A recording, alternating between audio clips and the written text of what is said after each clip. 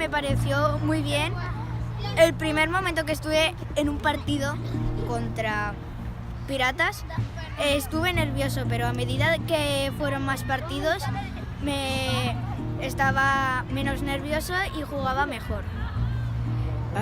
Yo me he estado muy contento con estar aquí. La experiencia de los partidos me ha gustado mucho porque he aprendido muchas cosas sobre los partidos, cosas que no había probado nunca. Y me ha encantado la liga. Yo pienso que aunque hemos perdido muchas veces o ganado muchas veces, yo creo que lo importante es pasárselo bien con los amigos, jugar bien, con ganas.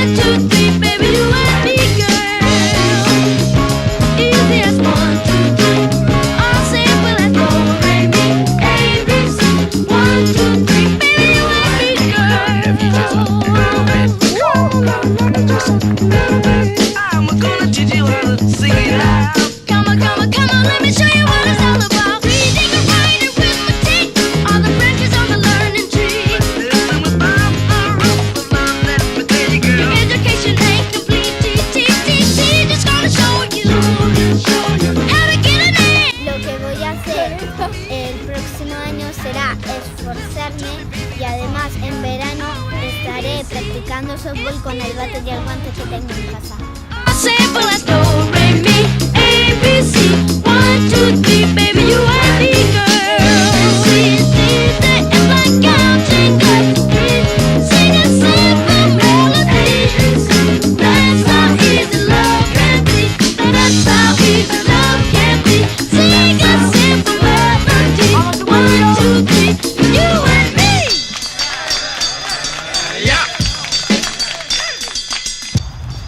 Lo que yo quiero esforzar más es lo de catcher,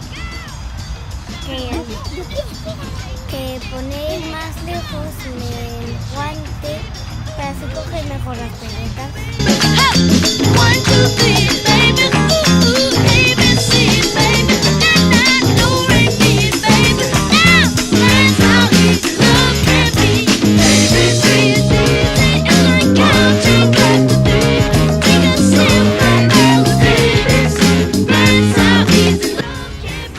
Lo que voy a hacer el próximo año será esforzarme y además en verano estaré practicando softball con el bate y el guante que tengo en casa.